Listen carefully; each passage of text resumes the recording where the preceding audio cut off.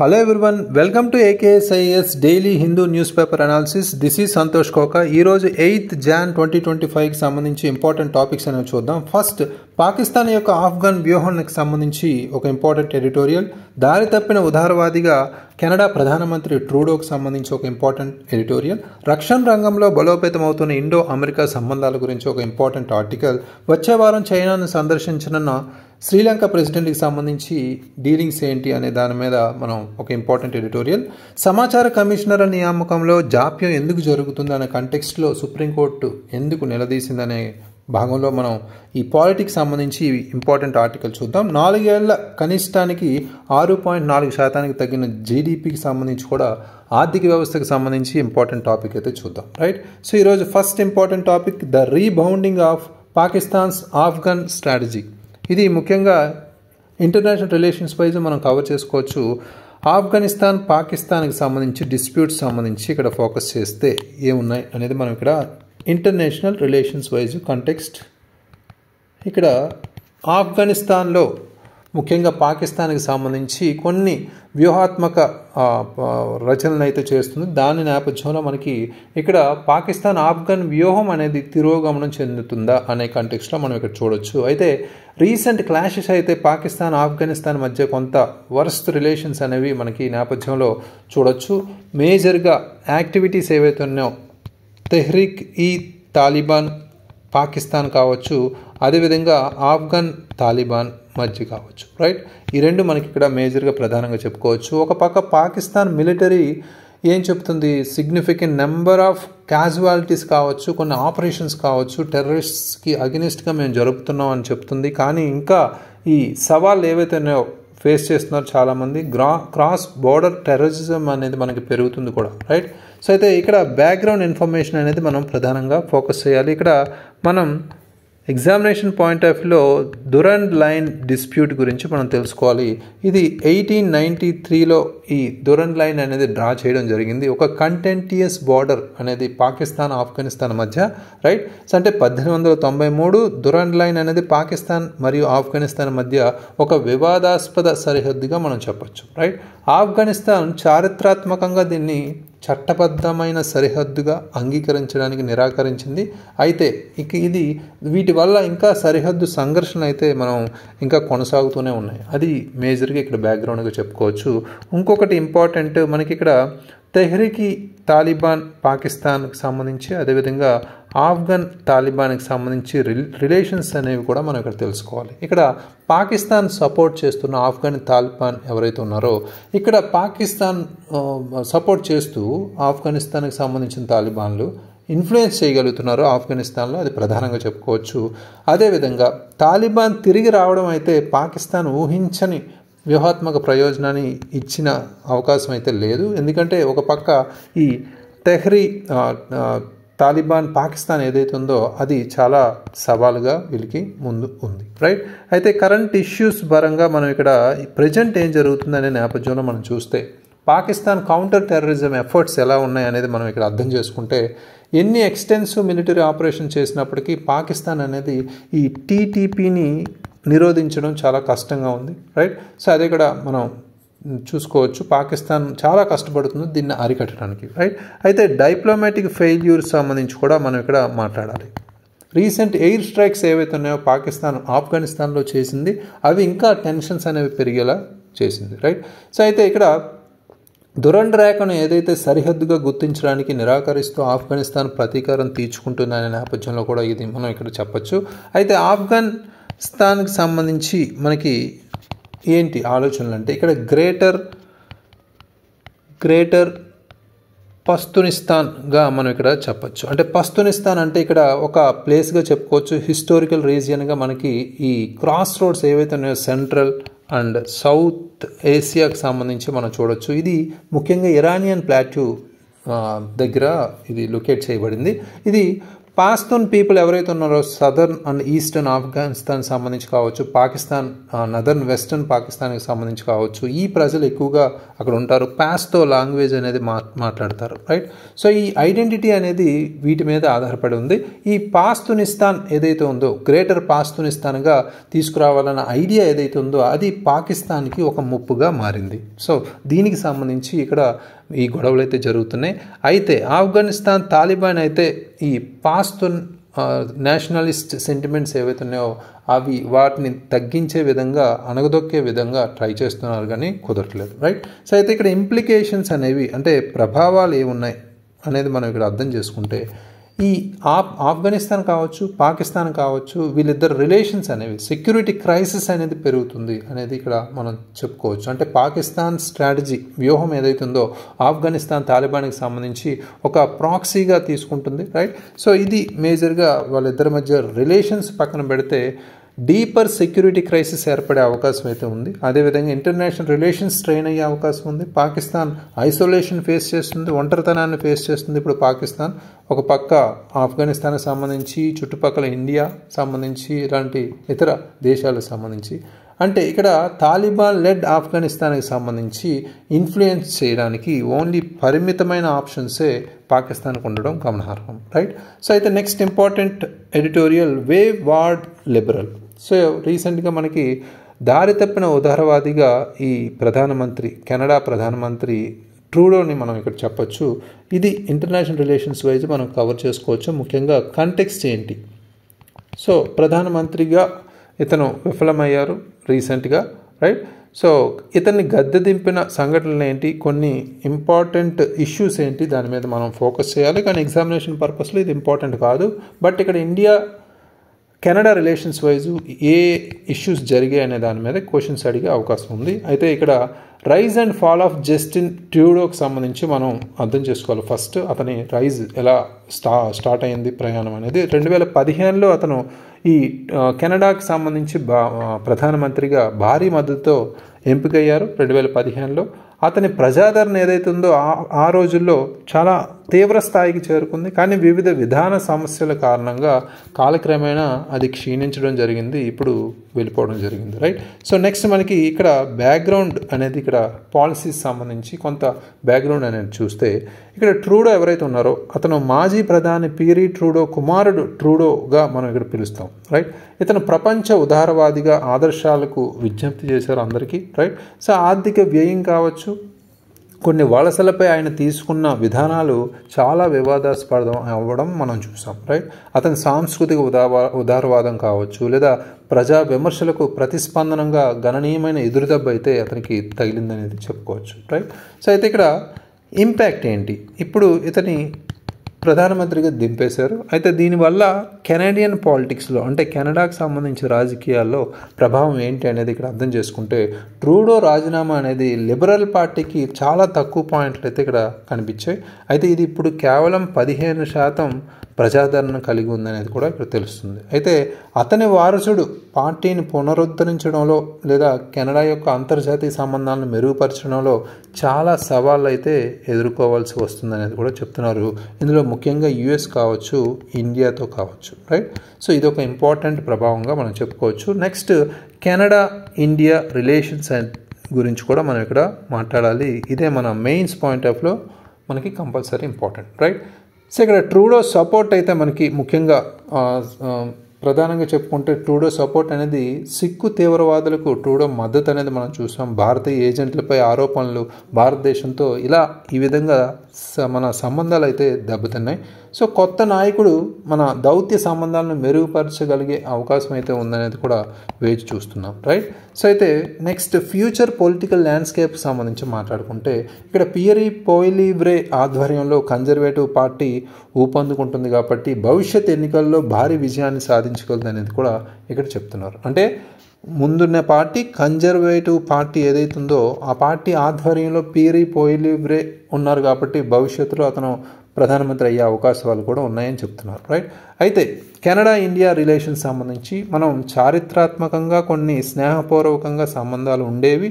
కానీ ఈ ట్రూడో ఎప్పుడైతే వచ్చారో తీవ్రవాద శక్తులకు సహకరించాడనే ఆరోపణల కారణంగా ఆయన పాలనలో మన ఇండియా కెనడా సంబంధాలు అయితే దెబ్బతిన్నాయని చెప్పుకోవచ్చు, right. So next important editorial, India US to jointly manufacture interoperable sonobuoys for navy, right.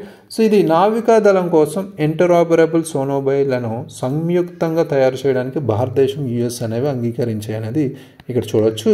ఇది ఇంటర్నేషనల్ రిలేషన్స్ వైజు కంటెక్స్ట్ అనేది ఇక్కడ అర్థం చేసుకుంటే ఇండియా అమెరికా మధ్య రక్షణ రంగ సంబంధాలు బలోపేతం అవుతున్నాయి అనేది ఇక్కడ చెప్పచ్చు, రైట్. సో ఇందులో కీ పాయింట్స్ మనం అర్థం చేసుకుంటే ఫస్ట్ ఇంపార్టెంట్, ఈ జాయింట్ ప్రొడక్షన్ ఆఫ్ సోనోబాయ్స్ సంబంధించి మనం ఇక్కడ మాట్లాడాలి. సోనోబాయ్స్ సంబంధించి ఈ ఇండియా యుఎస్ అనేది ప్రొడ్యూస్ చేసే విధంగా, అంటే రెండు దేశాలు కలిసి అంగీకారం తెలుపుకుంటూ వీటిని డెవలప్ చేయాలి లేదా ఉత్పత్తి చేయాలనే అగ్రిమెంట్ అయితే తీసుకున్నారు. అయితే ఈ సోనోబాయ్స్ ఏంటి అంటే ఇవి నీటి అడుగున మనకి ఈ సబ్మెరైన్స్ ఉంటాయి. ఆ సబ్మెరైన్స్ని గుర్తించడానికి కావచ్చు లేదా వాటిని ట్రాక్ చేయడానికి కావచ్చు ఉపయోగించే ధ్వని సెన్సార్స్నే, అంటే ఇక్కడ సౌండ్ సబ్మెరైన్ సంబంధించి మనం డీప్గా మనం చూసుకుంటే వీటిని వాడతాం, రైట్. సో అయితే ఈ సౌండ్ సెన్సార్స్ ఏవైతే ఉన్నాయో వాటినే మనం సోనోబాయ్స్ అంటాం, రైట్. అంటే మనకి ఈ క్రూషియల్గా ట్రాకింగ్ సబ్మెరైన్ ట్రాక్ చేయడానికి కావచ్చు, డీప్ వాటర్స్లో ఉంటాయి కాబట్టి. అదేవిధంగా అండర్ సీ డొమైన్ అవేర్నెస్ అంటాం, యూడిఏ, అండర్ సీ డొమైన్ అవేర్నెస్కి సంబంధించి పెంచుకోవడానికి కూడా మనకి ఇవి ఉపయోగపడతాయి, రైట్.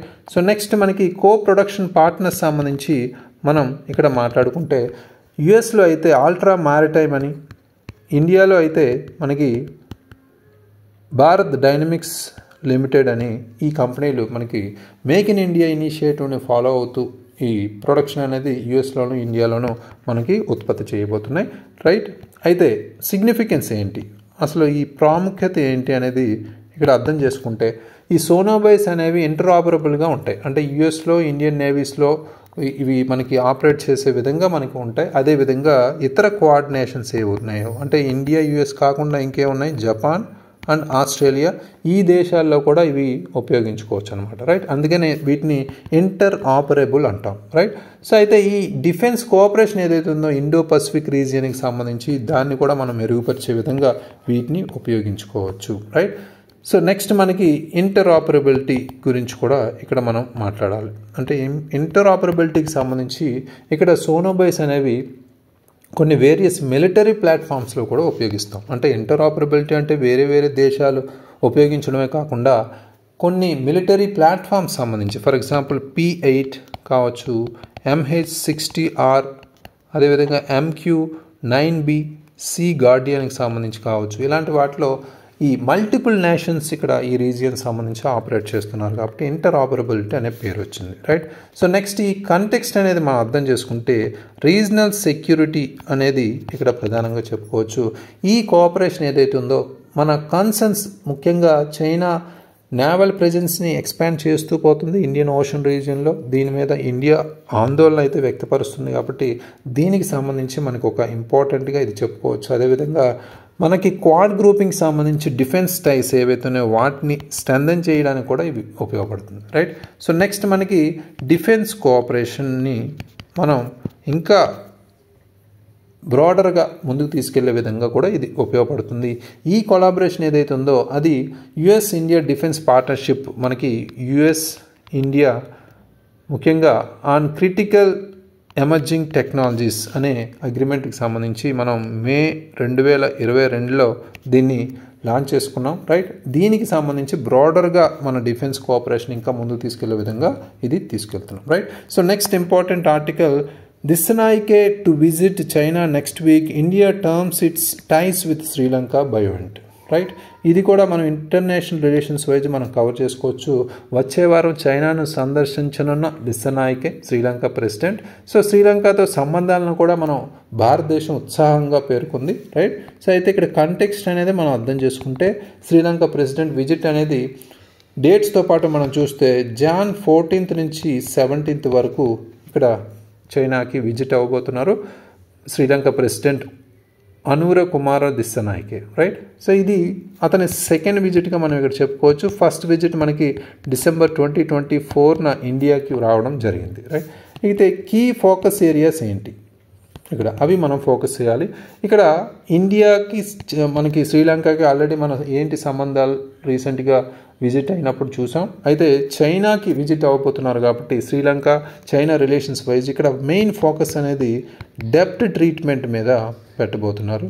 అదేవిధంగా బైలాటరల్ డెవలప్మెంట్ కోఆపరేషన్ సంబంధించి కూడా ఫోకస్ అయిపోతున్నారు. ఈ ఇష్యూస్ ఏవైతే ఉన్నాయో శ్రీలంక యొక్క ఆన్గోయింగ్ ఎకనామిక్ ఛాలెంజెస్, శ్రీలంక ఎకనామికల్గా డిప్రెస్ స్టేట్గా రీసెంట్గా మనం చూసాం, ఫేస్ చేస్తున్న ఎకనామిక్ ఛాలెంజెస్ని రిఫ్లెక్ట్ చేసే విధంగా ఉన్నాయి ఈ ఇష్యూస్. అదేవిధంగా మన సపోర్ట్ ఏదైతే ఉందో చైనా నుంచి కావచ్చు, ఇంకా ఇంటర్నేషనల్ పార్ట్నర్స్ నుంచి సపోర్ట్ కోరుతుంది కాబట్టి ఆ అవసరం కూడా తీరే విధంగా ఈ డీలింగ్ అయితే జరగబోతుంది. రైట్, నెక్స్ట్ సిగ్నిఫికెన్స్ ఏంటి, మేజర్గా significance of China Sri Lanka relations సంబంధించి మనం ఇక్కడ మాట్లాడుకుంటే చైనా హిస్టారికల్గా శ్రీలంకకు సంబంధించి కొన్ని టైస్ అయితే క్లోజ్ టైస్ అయితే మెయింటైన్ చేస్తూ వచ్చారు. అయితే essential component of its foreign పాలసీగా ఇక్కడ మనం చూసుకోవచ్చు.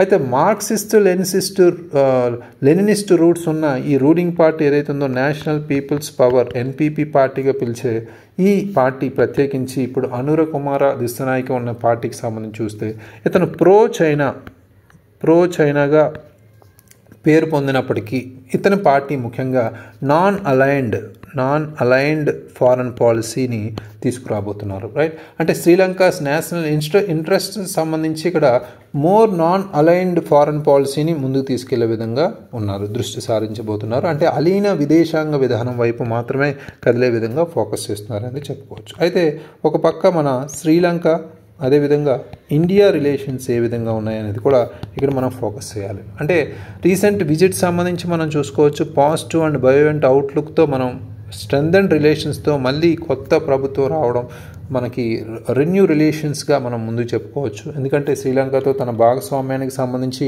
భారతదేశం సానుకూల మరియు ఉత్సాహభరితంగా దృక్పథంతో ఉంది కాబట్టి డిసెంబర్లో అధ్యక్షుడు రావడం, భారత పర్యటన తర్వాత సంబంధాల్లో కొత్త శక్తిని కూడా భారత హైకమిషనర్ సంతోష్ జూ ప్రముఖంగా ప్రస్తావించడం కూడా మనం జరిగింది. రైట్, సో అయితే ఇక్కడ ఆన్గోయింగ్ కోఆపరేషన్ ఏంటి, మన ఇండియా శ్రీలంకకు సంబంధించి మనం ఎనర్జీ సెక్టార్కి సంబంధించి చూసాం. రైట్, సో కొలాబరేషన్ అనేది ఎనర్జీ సెక్టార్స్లో ఎనర్జీ సప్లై ఇన్ఫ్రాస్ట్రక్చర్ డెవలప్మెంట్కి సంబంధించి, అదేవిధంగా ఫైనాన్షియల్ అసిస్టెన్స్ సంబంధించి కూడా చూసాం. రైట్, శ్రీలంకకి లోన్స్ గ్రాంట్ చేయడం కూడా మనం చూసాం, ఆల్మోస్ట్ $780 బిలియన్. రైట్, ఇలాంటివి వాటితో పాటు సెక్యూరిటీ కన్సర్న్స్ రిలేటెడ్గా కూడా డిస్కస్ చేసుకున్నారు. అంటే చైనీస్ రీసెర్చ్ వెజల్స్ అనేవి శ్రీలంకకు రావడం, ఇండియన్ ఓషన్స్ సర్వేలెన్స్కి సంబంధించి ఇష్యూస్కి సంబంధించి కూడా డిస్కస్ చేయడం కూడా జరిగింది. అయితే శ్రీలంక ఇక్కడ మేజర్గా మనం ఫోకస్ చేయాల్సింది India Sri Lanka China relations wise Sri Lanka అనేది ప్రధానంగా ఒక న్యూట్రల్ ఫారెన్ పాలసీ అనేది ఫాలో అవుతుంది అనేది క్లియర్ కట్గా చెప్పుకోవచ్చు. రైట్, సో న్యూట్రల్ అంటే ఏంటి, మధ్యస్థ లేదా బ్యాలెన్స్డ్గా రెండు దేశాలకు సంబంధించి బ్యాలెన్స్డ్గా, అంటే ప్రస్తుత శ్రీలంక ప్రభుత్వానికి నాయకత్వం వహిస్తున్న ఈ ఎన్పీపీ పార్టీ ఏదైతే ఉందో శ్రీలంక జాతీయ ప్రయోజనాలకు ప్రాధాన్యత ఇస్తూనే ఒక పక్క చైనా ఒక పక్క భారతదేశం రెండిటితోనూ సంబంధాలను సమతుల్యం చేస్తూ ఇక్కడ మన నాన్ అలైన్డ్ ఫారెన్ పాలసీని ఫాలో అవుతుంది. అంటే అలీన విదేశాంగ విధానాన్ని కొనసాగిస్తామని హామీ కూడా ఇచ్చారు. రైట్, ఇది మనకి మేజర్గా ఇక్కడ చెప్పుకోవచ్చు. Next important article, top court slams delay in appointing information commissioners. ఇది పాలిటీ రిలేటెడ్గా మనం కవర్ చేసుకోవచ్చు. రీసెంట్గా సమాచార కమిషనర్ల నియామకంలో జాప్యం ఎందుకు జరుగుతుందని సుప్రీంకోర్టు అనేది అడగడం జరిగింది. రైట్, అది మేజర్గా కంటెక్స్ట్గా చెప్పుకోవచ్చు. రీసెంట్గా స్ట్రాంగ్ డిసప్రూవల్ అయితే ఈ పర్టికులర్ ఇష్యూ మీద, అంటే persisted delay in appointing information commissioner సంబంధించి సుప్రీంకోర్టు స్ట్రాంగ్గా అయితే అడిగింది. అయితే ఈ రిఫ్లెక్షన్ అనేది ఎందుకు వచ్చిందంటే ఆల్మోస్ట్ ఈ ఎఫెక్షన్ అంటే ఇన్ఫర్మేషన్ కమిషనర్స్ అపాయింట్ చేయకపోవడం ఇక్కడ డైరెక్ట్గా రైట్ టు ఇన్ఫర్మేషన్ యాక్ట్కి సంబంధించి సమర్థతకు సంబంధించి ప్రభావం అయితే చూపిస్తుంది అనేది కూడా చెప్పింది. రైట్, అయితే గవర్నమెంట్కి సంబంధించి కూడా కోర్టు అనేది క్వశ్చన్ చేసింది. ఇక్కడ అసలు ఈ ట్రాన్స్పరెన్సీ ఇన్స్టిట్యూషన్ ఏదైతే ఉందో ఆర్టీఐని మనం ఎందుకు స్థాపించాం అనే దాని మీద కూడా క్వశ్చన్ అయితే తీసుకొచ్చింది. రైట్, సో అయితే పర్పస్ ఏంటి దాని గురించి మనం తీసుకురావడం, ఎందుకు ఇలా ఖాళీ ఉంచడం వల్ల దానికి సంబంధించి వేకెన్సీస్ ఉండడం, ఒక పక్క ఆర్టీఐ అని చెప్తూ ఇన్ఫర్మేషన్ కమిషనర్స్ సెంట్రల్ లెవెల్లో స్టేట్ లెవెల్స్లో వేకెన్సీస్ ఫేస్ చేయడం వల్ల ఇక్కడ అసలు పర్పస్ ఏంటి, ఆర్టీఏ పర్పస్ ఏంటి అనేది కూడా చెప్పారు. ఆల్మోస్ట్ బ్యాక్లాగ్స్ అయితే 23,000 ఆర్టీఏ అప్లికేషన్స్ కూడా పెండింగ్లో ఉండడం కూడా ఇక్కడ గుర్తు చేశారు. అయితే కొన్ని స్టేట్స్లో మనం చూస్తే 2020 నుంచి అసలు ఈ కమిషన్స్ అనేవి సరిగ్గా పనిచేయడం కూడా మనకి లేవు, రైట్. కొన్ని రాష్ట్రాలు అయితే ఇకపై పిటిషనర్లను కూడా తీసుకోబోవని కూడా చెప్పారు, రైట్. సో అయితే కీ పాయింట్స్ పరంగా మనం ఇక్కడ చూస్తే మేజర్గా ఈ అపాయింట్మెంట్స్ సంబంధించి క్రిటిసిజం సంబంధించి కోర్టు ఏం చెప్తుంది అనేది చూస్తే గవర్నమెంట్స్ ప్రాక్టీస్ నేపథ్యంలో ఇక్కడ మెయిన్లీ ఈ ఇన్ఫర్మేషన్ కమిషనర్ పోస్ట్కి సంబంధించి రిటైర్డ్ బ్యూరోక్రాట్స్ని ఇక్కడ తీసుకుంటున్నారు అనేది ఇక్కడ చెప్తున్నారు. సో 2019 జడ్జిమెంట్ ప్రకారం చూస్తే గ్రేటర్ డైవర్సిటీ అయితే ఈ సెలక్షన్ ప్రాసెస్లో ఉండాలి అని 2019 జడ్జిమెంట్ అయితే చెప్పింది, కానీ అవి ఫాలో అవ్వడం జరగట్లేదు, రైట్. అంటే గ్రేటర్ డైవర్సిటీ అంటే ఎక్కువ వైవిధ్యం కలిగి ఉండాలి సెలక్షన్ ప్రాసెస్లో అనేది కూడా ఇక్కడ చెప్పారు. అయితే సుప్రీంకోర్టు డైరెక్టివ్స్ ఇక్కడ చూస్తే department of personnel and training సంబంధించి ఇక్కడ ఇన్స్ట్రక్ట్ చేసిందంటే ఇక్కడ ప్రత్యేకంగా నియామక ప్రక్రియకు సంబంధించిన కాల పరిమితిని వివరిస్తూ ఒక అఫిడవిట్ అయితే దాఖలు చేయాల్సిన అవసరం అయితే ఉందని చెప్తున్నారు, రైట్. అదేవిధంగా రాష్ట్రాలు ఏవైతే ఉన్నాయో తమ నియామక విధానాలను ఖరారు చేయడానికి 2 వారాలు గడువు అయితే ఇచ్చింది సుప్రీంకోర్టు, రైట్. సో వీటికి సంబంధించిన ఇన్ఫర్మేషన్ని సుప్రీంకోర్టుకి సంబంధించి ఈ department of personnel and training ఏదైతే ఉందో అది కంపల్సరీ ఒక అఫిడవిట్ని ఇవ్వాలి. ఈ నియామక ప్రక్రియకు సంబంధించిన కాల పరిమితిని వివరిస్తూ ఒక అఫిడవిట్, అదేవిధంగా స్టేట్స్ ఏవైతే ఉన్నాయో వాటి నియామక విధానాలు ఖరారు చేయడానికి 2 వారాల గడువు కూడా ఇచ్చింది, రైట్. సో ఇవి మనకు మేజర్గా ఈ ఆర్టికల్లో డిస్కస్ చేశారు. అయితే next important, GDP growth projected to fall to 4-year low at 6.4%. ఇది మనం ఎకానమీకి సంబంధించి కవర్ చేసుకోవచ్చు. ఇక్కడ కంటెక్స్ట్ అనేది మనం ఇక్కడ అర్థం చేసుకుంటే ముఖ్యంగా సో 4 ఏళ్ల కనిష్టానికి 6.4% తగ్గిన జీడిపిగా మనం ఇక్కడ చూడొచ్చు, right. 6.4%, right. India real GDP growth అనేది ఫినాన్షియల్ ఇయర్ 2024-25 సంవత్సరానికి చూస్తే ఇది ఆల్మోస్ట్ తగ్గి 6.4%కి 4 సంవత్సరాల కనిష్టానికి చేరింది అనేది కూడా చెప్తున్నారు. ఇది మనకి సిగ్నిఫికెంట్గా మనం 8.2% ఉండేది మనకి 2023-24లో ఇంతవరకు తగ్గడం అనేది ఇక్కడ చూస్తున్నాం, రైట్. సో ఈ డేటాని మనకి నేషనల్ స్టాటిస్టిక్స్ ఆఫీస్ అనేది రిలీజ్ చేసింది ఫస్ట్ అడ్వాన్స్ ఎస్టిమేట్స్ ఆఫ్ జీడిపిగా.